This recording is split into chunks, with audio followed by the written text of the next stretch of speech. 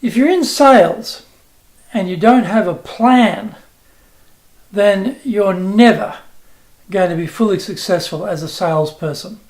Hello, my name is Greg Story. I'm the president of Dale Carnegie Training. We're broadcasting from Minatoku today, talking about salespeople needing a plan. Plan should be like a railway track for salespeople. Things have to move along that track and to get to the end, to get to the order.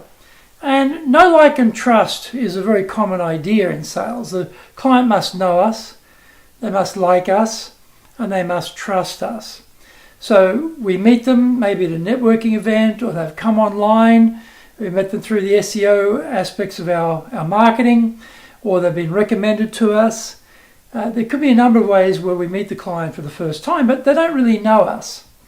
So in the first meeting, the first part of that plan is to have that trust and likability aspects really brought to the fore.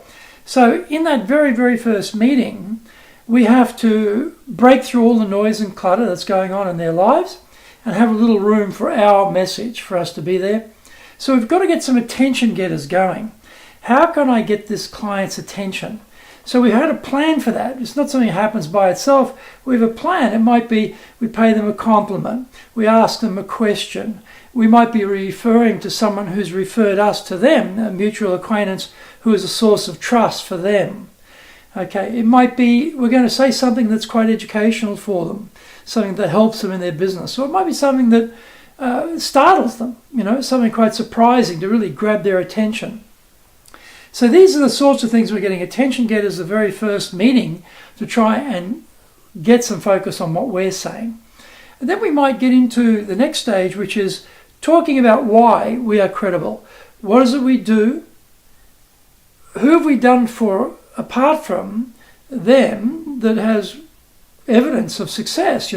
Where have we been able to help somebody else? So what do we generally do? Where have we done that for someone in particular? And then we suggest maybe we could do the same for you in a very understated way in Japan. We're not saying we can definitely do it. We don't know yet because we haven't asked any questions. So maybe we can help them. We don't know, but we'd like to know that. We'd like to ask a few questions to find out. We're going to ask a few questions to find out. In fact, may I ask many questions? We don't ask for that. We just say, may I ask a few questions to see if that is possible. Then if they give us permission in Japan, you must have permission. Then we go into a questioning model. So we go into a questioning model, we try and find out where they are now, where they want to be, what's holding them back, what success look like. We try and think about, are they the CEO, are they the CFO, are they the technical buyer, are they the user buyer, are they a driver personality, are they an amiable, are they an expressive type, are they an analytical type? Depending on that equation, it'll tell us how we need to communicate with that person.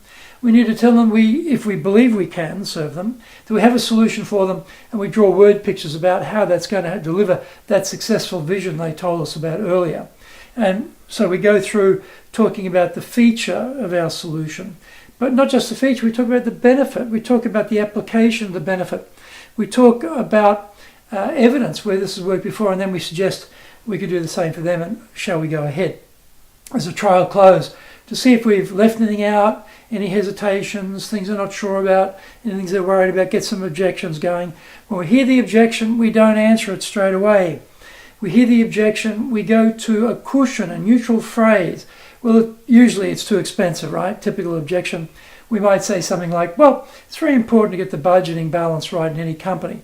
Neutral statement gives us some thinking time. Thinking time says, don't answer this yet. I may not be answering the right thing.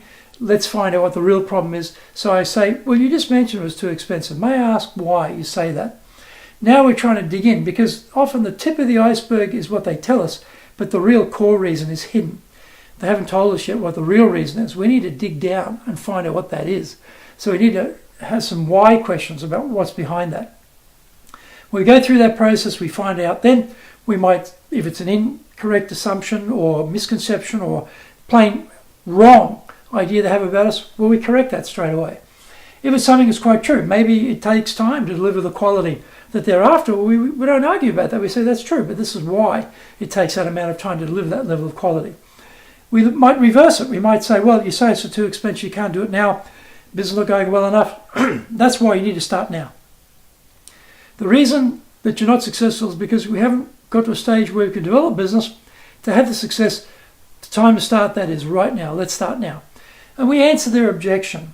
Then we go to the next stage, which is asking for the order. Many people don't want to ask for the order in sales. Big mistake. Always ask for the order. This is how hard it is. Shall we go ahead?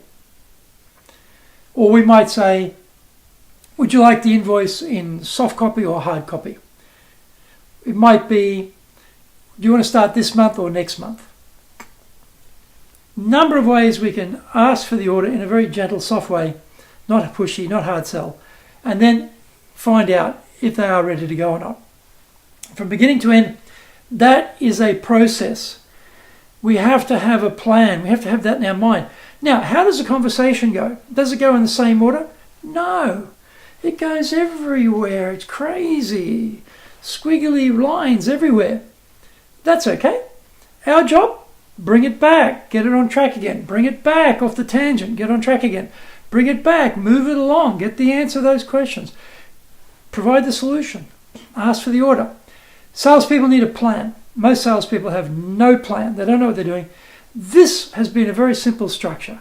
If salespeople use this structure, they will be in a better position to build trust with the client, understand what the client needs, properly present their solution, deal with any hesitation, objections, and get the order. And if they do that, they'll help that client build their business, and we will all be much more successful if we do it like that.